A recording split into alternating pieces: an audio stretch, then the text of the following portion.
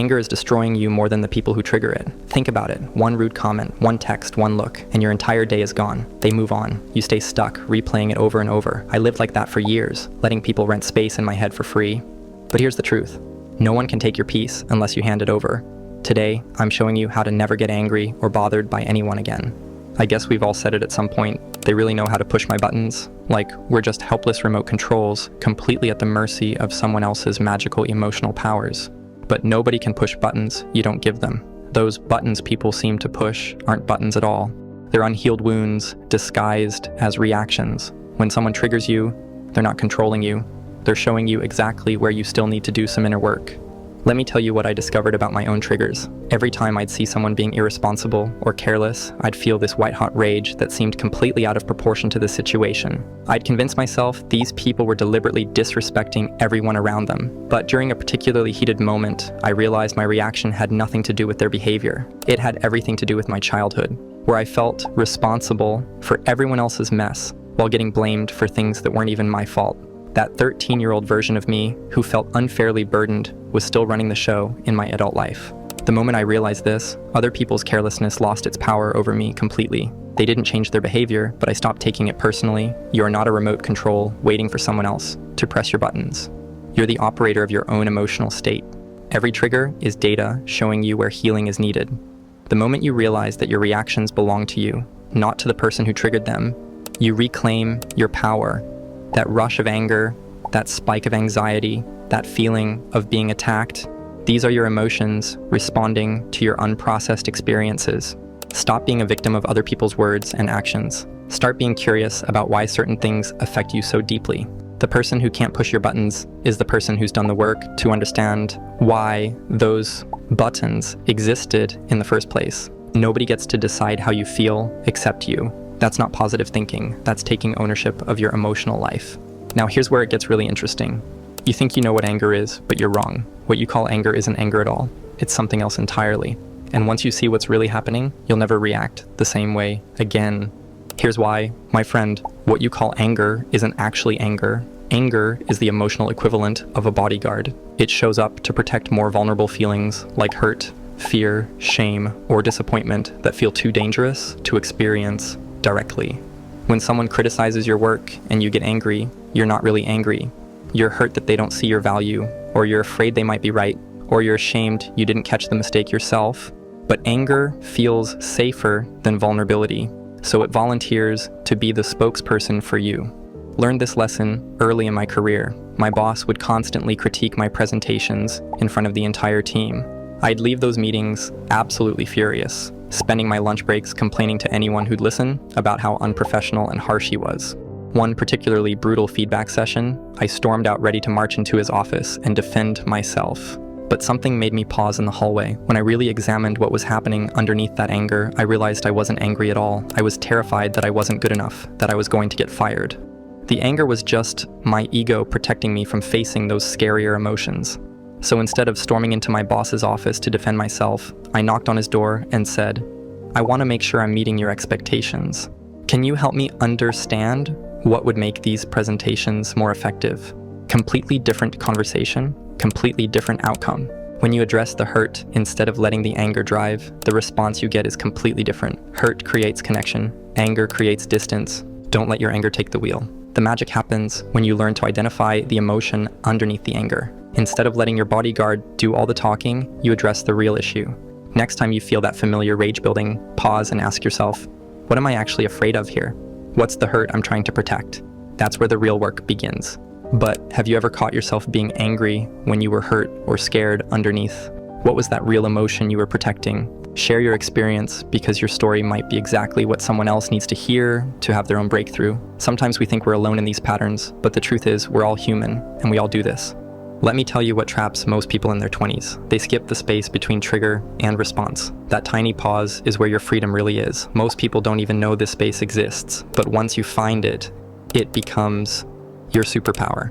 Viktor Frankl discovered this principle in a Nazi concentration camp. He realized that no matter what was happening to him externally, he always had the freedom to choose his internal response. If someone can find that choice point in those circumstances, you can definitely find it in your daily life. Here's what happens. Your body floods with stress, heart racing, muscles tight, and right before you snap, there's this tiny window, a split second where you get to choose. Most people miss it. They just react and regret later. But when you catch that moment, you stop being controlled by the situation. You start writing the story instead of just playing the victim in it. I discovered this during a team meeting when my colleague threw me under the bus in front of our entire department. She blamed me for a project delay that was caused by her missing a crucial deadline. My face went hot, my jaw clenched, and every instinct screamed to defend myself immediately and make her look incompetent in return.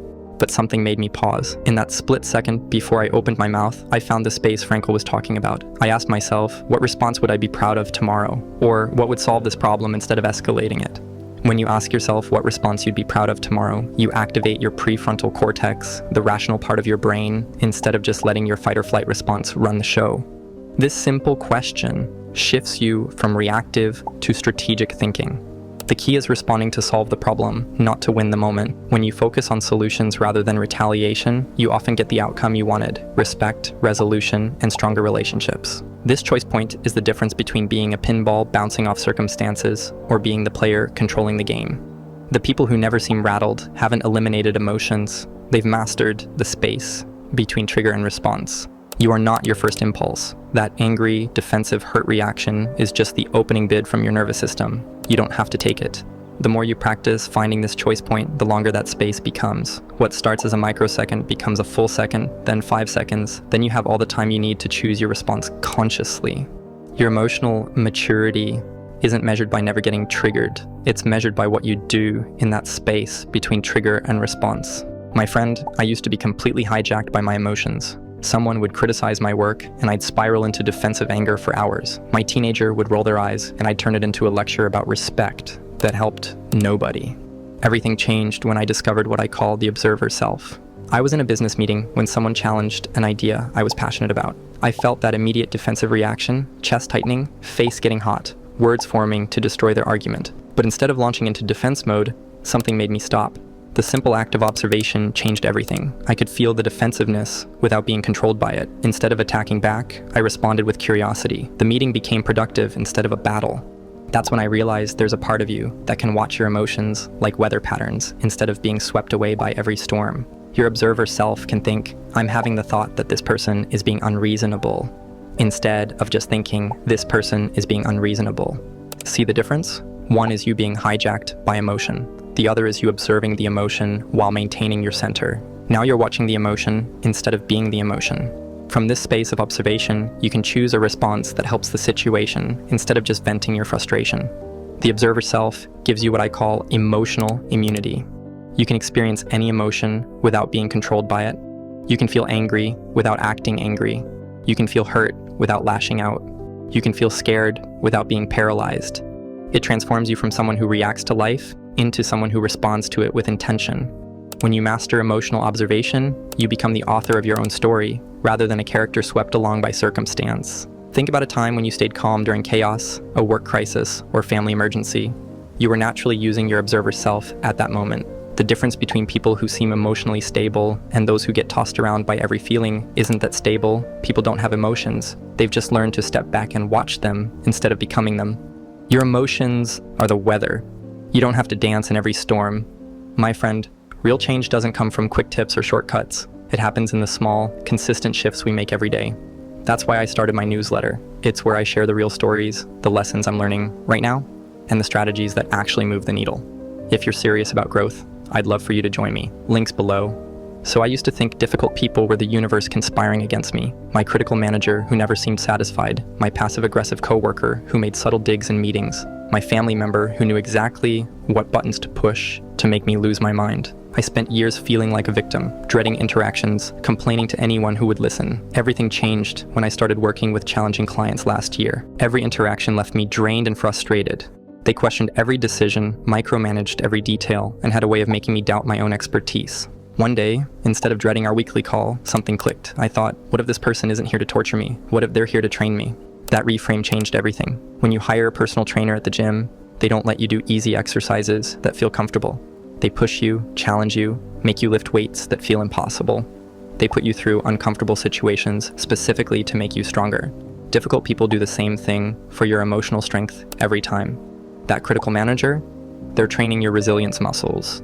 That passive-aggressive friend, they're developing your boundary-setting skills. That family member who always gets under your skin, they're teaching you emotional detachment. My challenging client suddenly became my strength trainer. When they sent their 15th email that day questioning my strategy, instead of thinking, they don't trust me, I thought, great practice staying calm under pressure.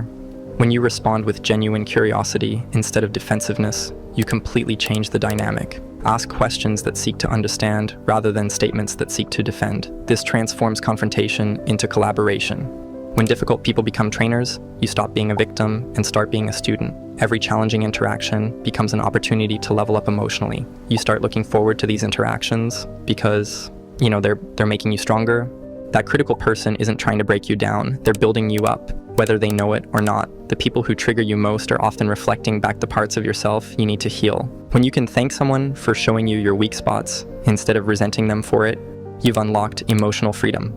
My friend, being the go-to friend sounds noble until it slowly destroys you. I used to be that person, the one everyone dumped their problems on. I thought being a good friend meant being available 24/7, saying yes to everything, and carrying everyone else's chaos. But instead of feeling appreciated, I was exhausted, resentful, and honestly, I was turning into someone I didn't even recognize. The breaking point came with a friend who constantly called to vent about their relationship problems. Every conversation was the same. They'd complain for an hour, refuse any suggestions I offered, then call the next week with identical issues. I was getting frustrated and starting to avoid their calls, which was damaging our friendship. That's when I realized boundaries aren't walls to keep people out.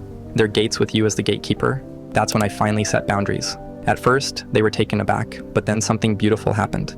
Our conversations became more productive. When they knew they only had 10 minutes to vent, they started focusing on problem solving instead of just complaining. Our friendship got stronger, not weaker. Boundaries preserve your capacity to help people instead of burning out from their drama. You can't pour from an empty cup. Healthy boundaries are like the skin on your body. They let good things in and keep harmful things out. You don't need to become cold or distant. You just need to be clear about what you will and won't accept. Here's what boundaries sound like. I understand you're frustrated, but I don't respond well to yelling. This isn't aggressive or rude, it's assertive. You're not attacking them, you're protecting your ability to help solve the problem. The key is communicating boundaries with kindness and clarity. You're not punishing anyone. You're creating conditions where both people can thrive. When you protect your emotional energy, you have more to give to the people and situations that matter most. Most people think it's selfish, but that's strategic. My friend, boundaries will not push others away. In reality, they attract the right people and teach everyone else how to treat you properly. Boundaries are an act of love for yourself and others. When you're clear about your limits, people know where they stand with you, and that builds trust instead of destroying it. Look, I get it. Sometimes you just want to walk away from the whole situation. And here's the thing, sometimes that's exactly the right move, but there's a huge difference between being strategic about it and just running away. One makes you stronger, the other makes you weaker. Let me show you how to know which one you're doing. No one warns you that there's a huge difference between strategic retreat and just running away. One builds you up, the other tears you down. Sometimes the smartest move is stepping back from a situation that's got you triggered. It's not a weakness, it's wise. You're letting your nervous system chill out so your brain can think clearly again. Listen, strategic retreat is going to save your relationships. When things get intense, try saying something like, I need a break from this conversation. This matters to me, and I want to handle it right.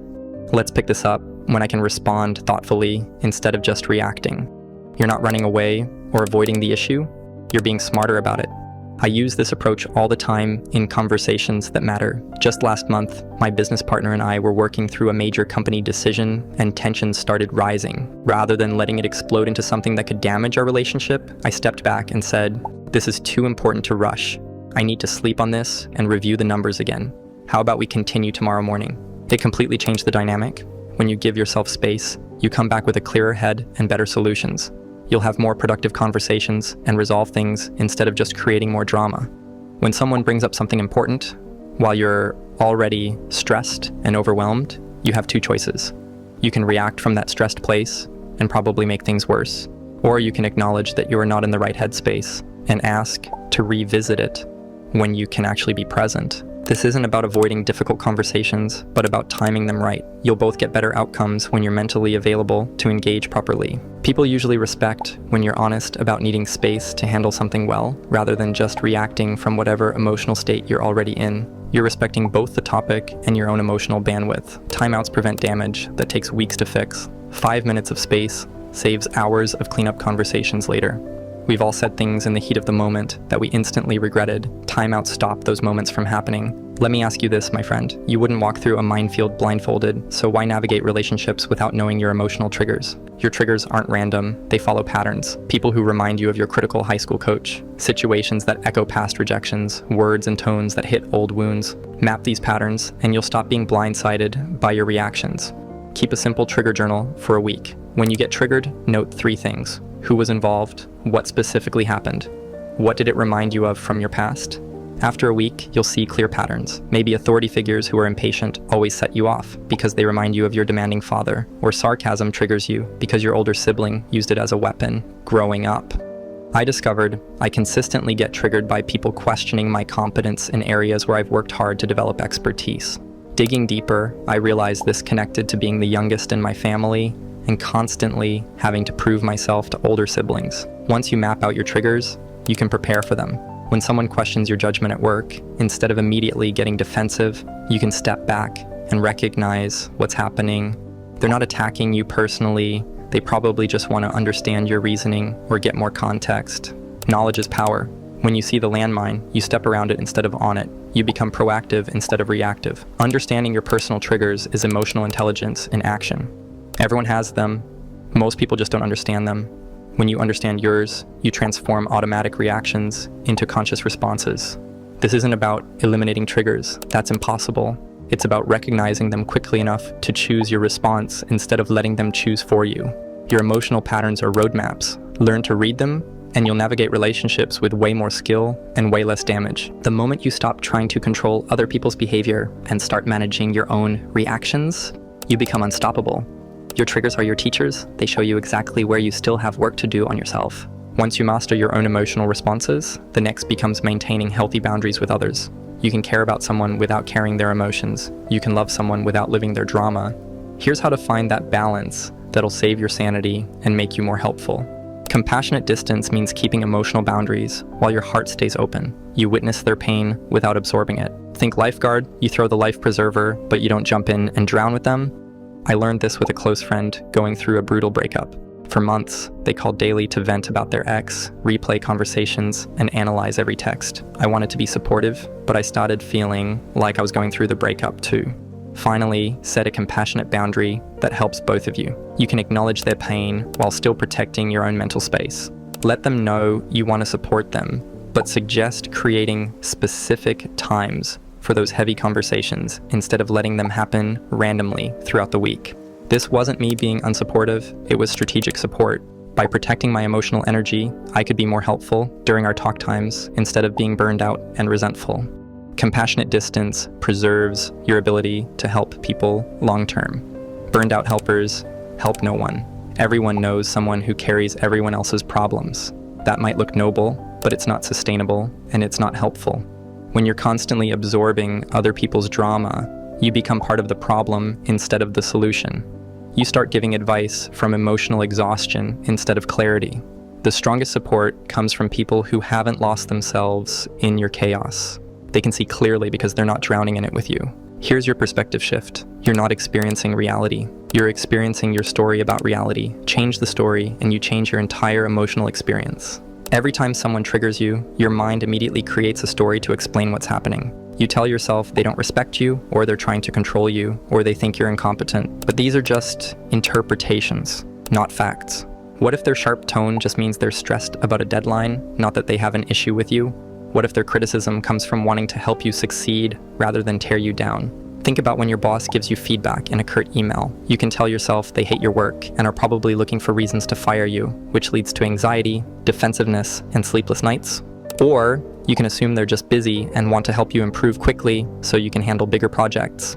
Same situation, completely different emotional outcome. Use this technique whenever your mind starts creating negative stories. When someone takes longer to respond than expected, your brain immediately jumps to the worst case scenario. Maybe they found someone cheaper, or they think your work isn't good enough, or you messed up somehow. But that story just sends you into a spiral of self-doubt for no good reason. They could be dealing with budget approvals, or they're swamped with other priorities, or they're excited about your proposal but need time to get internal buy-in.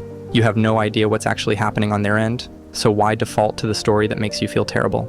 Choose the interpretation that keeps you grounded and focused instead of anxious and second-guessing yourself. When you become conscious of your stories, you stop being a victim of your interpretations. You become the conscious creator of your experience. The facts are just the facts. Your story about the facts determines how you feel. The same event can either destroy you or empower you, depending on the meaning you assign to it. When you realize you're the author of your own narrative, you discover that every setback is just material for a better comeback story. My friend, knowledge without practice is just entertainment. You need to turn these insights into automatic responses that change your daily life. Integration happens through consistent practice, not perfection. Don't try to master everything at once. Pick one technique and stick with it for a full week before adding another. Maybe start with the 90-second rule. Every time you feel triggered, remind yourself that the feeling will pass in 90 seconds unless you keep feeding it. Focus on your breath and let the chemicals flush naturally instead of replaying the story. Or try the observer approach. When you feel reactive, just say, "I notice anger arising," or whatever emotion it is. That simple act of observation creates space between you and the feeling. By week 2, whichever technique you chose will start becoming automatic. Your brain is literally rewiring itself to respond differently. Each time you choose a new response, you're strengthening new neural pathways and weakening the old reactive ones. Small, consistent changes create massive transformations over time. The person who never gets bothered isn't born different. They've just practiced these skills until they became second nature. After a month of consistent practice, situations that used to ruin your entire day will barely register. People who used to control your peace will just become people. Look, my friend, we're not saying you're never allowed to feel anger anymore. Anger is natural, it's human, it's part of who you are. The goal isn't to become some emotionless robot, but here's what life teaches you. Sometimes choosing positivity creates more impact than proving your point. Sometimes staying calm accomplishes more than being right. Sometimes your peace is worth more than winning the argument. The strongest people aren't those who never get hurt. They're the ones who've learned that their response defines them more than what happens to them.